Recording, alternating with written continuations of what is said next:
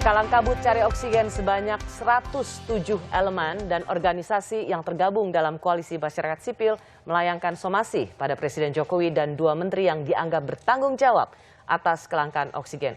Koalisi masyarakat sipil menilai banyak pasien meninggal saat isoman karena kekurangan oksigen. Saya mengundang perwakilan koalisi masyarakat sipil dari YLBHI, Muhammad Isnur, dan masih bersama kita inisiator Info Oksigen Jogja, Fevi Setiawati. Sebelumnya, kami sudah mengundang Menko PMK yang membawahi Kementerian Kesehatan, Profesor Muhadjir Effendi. Namun ia sudah menyanggupi permintaan wawancara ini, tapi mendadak dibatalkan. Kami juga sudah mengundang Menteri Perdagangan M. Lutfi dan juru bicara Kementerian Kesehatan, tapi keduanya menolak untuk menerima wawancara atau hadir dalam talk show ini. Saya ke Bung Isnur dulu. Selamat malam, Bung Isnur. Selamat malam, Mbak Rosi. Ada 107 elemen masyarakat, koalisi masyarakat sipil yang ingin melayangkan somasi, yang sudah melayangkan somasi terbuka pada Presiden Jokowi, termasuk dan di dalamnya ada Menteri Kesehatan, Menteri Perdagangan. Anda mengatakan secara garis besarnya adalah pemerintah dianggap gagal dalam menangani pandemi ini. Untuk secara spesifik, karena kita sedang berbicara soal kelangkaan oksigen, adalah tidak mampu mengendalikan kelangkaan oksigen, tidak mampu mengadakan oksigen, dan tidak mampu mengendalikan harga oksigen yang selangit. Apa yang membuat Anda kemudian mengkaitkan ini bahwa Presiden Jokowi gagal? Yang pertama gini, Mbak Rosi, bahwa masyarakat sipil ini memperhatikan dan juga memantau perkembangan sejak awal pandemi sampai sekarang.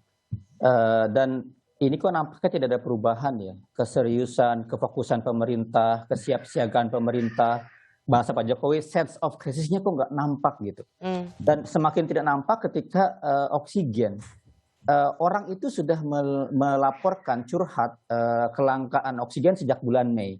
Tapi di saat orang mulai cerita tentang kelangkaan oksigen, Indonesia malah diekspor oksigennya ke India, ngasih ke India. Jadi dia seolah-olah punya kebaikan, tetapi mengorbankan rakyatnya sendiri. Gitu. Kalau kemudian jawabannya adalah Bung Isnur, itu adalah bagian dari solidaritas internasional, itu bagian dari kesetiakawanan internasional, bahwa pada saat kita membutuhkan juga kita sering dibantu. Jadi tidak ada sesuatu yang salah ketika India membutuhkan pertolongan Indonesia, maka Indonesia juga membantu. Itu ada dua hal, Mbak Rosi. Ada orang baik yang dia sadar bahwa dia sudah berlebih pasokannya. Ada orang yang dia nggak tahu dirinya bahwa dia sedang kekurangan. Nggak tahu diri. Di Indonesia kita nggak tahu diri bahwa sebenarnya masih kekurangan. Tapi kan waktu itu kita memang belum tahu bahwa kita akan mengalami masa seperti ini. Disitulah nggak belajar dari pengalaman. Kalau di 2020 kita bulan Maret nggak sadar dengan misalnya bahayanya COVID datang ke Wuhan, malah kita buat promosi wisata. Di 2021 bulan Mei sampai Juli nggak sadar bahwa Delta masuk ke Indonesia dan memporak-porandakan Indonesia. Pak Luhut kan bercerita, ya kami nggak sadar, kami kaget. Jadi ini kalau bahasa orang pepatahnya tiba saat tiba akal. Jadi ketika ada sesuatu yang tiba-tiba di depan mata baru paham, baru sadar bahwa ini bahaya. Padahal pengelolaan pemerintahan, pengelolaan apalagi pandemi nggak seperti itu. Dalam Undang-Undang Penanggulangan Bencana, Mbak Rosi, ada namanya kesiapsiagaan. Bung ada Isnur, persiapan, ada prediksi. Sudah dijawab oleh Menteri Kesehatan dan Menteri Perdagangan tentang somasi Anda dan koalisi masyarakat sipil lainnya. Salah satunya adalah Kementerian Kesehatan mendorong suplai harian oksigen medis di Pulau Jawa melebihi kebutuhan dengan menggerakkan sejumlah BUMN, ada Krakatau Steel, Petrobras, dan Pusri. Bahkan Menteri Perdagangan mengaku sudah memotong birokrasi dan administrasi untuk mempercepat pengadaan oksigen. Jadi begitu banyak sebenarnya yang sudah dilakukan untuk mengadakan oksigen. Itu kapan? Jadi kalau kita lihat tadi saya bilang langkah sejak bulan Mei, Satgas KPCPEN itu baru dibentuk Satgas oksigennya kalau kita lihat dari pemberitaan 9 Juli. Jadi itu dia, setelah rame, setelah orang banyak korbannya, rumah sakit teriak-teriak, misalnya Kompas memberitakan di Sarjito, kemudian malah dicap hoax oleh kepolisian. Di Papua sangat menderita, di Bali banyak laporan orang meninggal di rumah sakit karena nggak ada oksigen, baru sadar. Jadi sadarnya, bergeraknya setelah ada kepanikan yang luar biasa dan didahului oleh masyarakat. Jadi yang nampak itu adalah sebagaimana kita lihat malam ini, kreativitas warga. kepedulian warga, bukan kerja sistematis pemerintah. Dalam surat terbuka Anda, somasi terbuka Anda pada Presiden Jokowi, Menteri Kesehatan, dan Menteri Perdagangan dituliskan, Aliansi Organisasi Masyarakat Sipil ini mendesak Presiden Jokowi, Menteri Perdagangan, dan Menteri Kesehatan untuk segera mengendalikan harga, memastikan ketersediaan oksigen dan tabung oksigen, serta memastikan distribusi dalam waktu 7 hari. Jika dalam waktu itu tidak terpenuhi, kami akan melakukan langkah-langkah hukum dan konstitusional sesuai ketentuan perundang-undangan yang berlaku. Jadi masih ada, Anda ingin tetap memberikan waktu ya pada pemerintahan Jokowi? Iya, tentu itu sebagai indikator bahwa kita juga bukan konstruktif ya, kita konstruktif, kita mendorong tapi juga memberikan waktu dan lain-lain gitu. Kapan batas waktunya? Kalau Anda katakan 1 minggu, berarti? 7 hari, iya berarti tanggal 1 Agustus gitu. Kita akan pantau. Deadline? Iya, deadline-nya. Kita akan pantau seminggu ini bagaimana perkembangannya. Kemarin juga Pak Menkes sempat kontak gitu untuk bertemu. Kami bilang, bertemu jangan searah. Kalau cuma sosialisasi program doang, kami nggak mau. Oke. Tapi Bung kita Isnur, harus berdata. kalau kita di lapangan, misalnya tadi kita contoh soal antrian di penyediaan tabung gas di Matraman, Jakarta, sudah tidak ada ngantri lagi. Apakah itu sebuah situasi yang cukup ideal untuk menggambarkan tidak ada lagi kelangkaan tabung oksigen?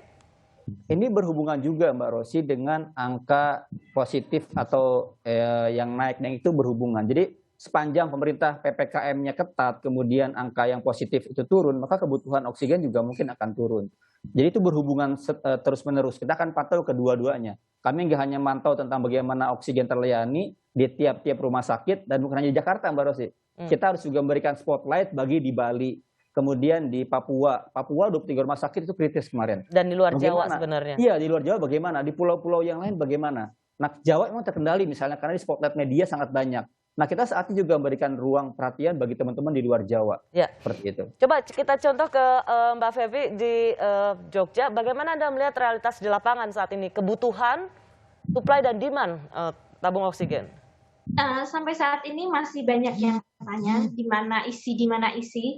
Artinya teman-teman isoman di rumah masih banyak yang membutuhkan, dan yang sangat perlu diperhatikan tidak hanya oksigen, tapi perlengkapan-perlengkapan yang mendukung seperti regulator dan selang oksigen ini yang masih langka dan harganya 10 kali lipat dari sebelumnya. Ya, Mbak, kalau di Jogja itu tadi kan saya tanya tuh ke Pak Herianto soal harga, ternyata harga sama, hanya nunggunya aja. Kalau di Jogja berapa sih harganya yang karena pas kan sebenarnya hukum ekonomi aja, kalau langka ya pasti harganya pasti tinggi. Kalau di Jogja pantauan Anda, berapa mereka kemudian berani menjual tabung oksigen?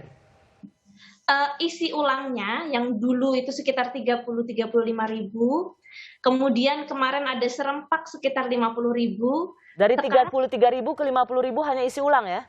Ya, kemudian ada 1-2 yang sekarang ini menjual 100 sampai 120 ribu. Hanya isi ulang? Hanya isi ulang. Kalau tabung yang tadinya sekitar 800 ribu, sekarang satu set itu di atas 5 juta. Hah? Berapa? Di atas 5 juta. Yang sebelumnya?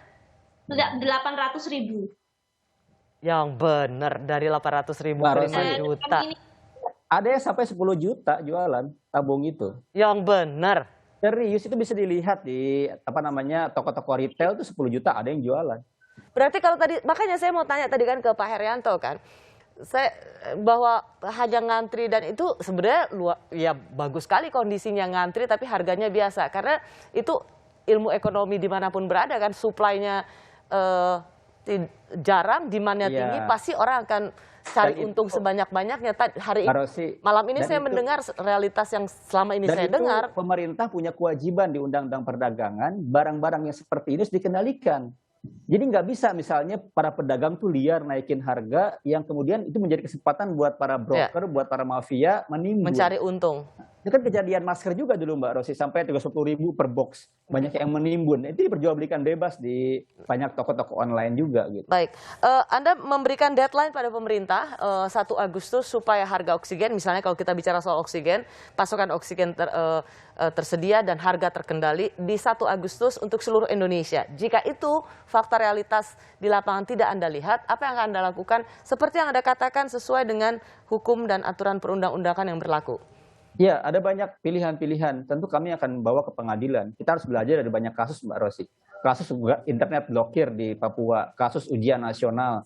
Itu sangat banyak pemerintah dinyatakan melanggar hukum dan dihukum untuk misalnya melakukan beberapa tindakan. Jadi ini problem serius karena semakin banyak Presiden Pak Jokowi diputus melanggar hukum, berarti menandakan bahwa pemerintahan semakin tanda kutip ya tidak pada konstitusional. Dia melanggar prinsip negara hukum. Meski Anda juga akan bersikap adil ketika tanggal 1 Agustus seperti deadline yang diberikan oleh Koalisi Masyarakat Sipil, ketika ketersediaan oksigen itu ada, harga juga terjangkau, maka Anda tidak akan melanjutkan somasi terbuka itu. Fair enough? Ya, tentu kita harus pertimbangkan itu juga. Baik. Terima kasih Mbak Fevi, terima kasih juga Bung Isnur, terima kasih untuk pengalaman dan cerita Anda. Terima kasih Selamat malam. atas malam ini. Selamat malam. Hingga hari ini kita masih berhadapan dengan banyak persoalan, mulai dari obat-obatan, oksigen, dan alat kesehatan lainnya. Persoalan yang harus segera diselesaikan demi nyawa warga negara. Saya Rusiana Silalahi menutup program Rosi malam ini. Sesaat lagi ada Kompas Malam di Kompas TV, independen, terpercaya.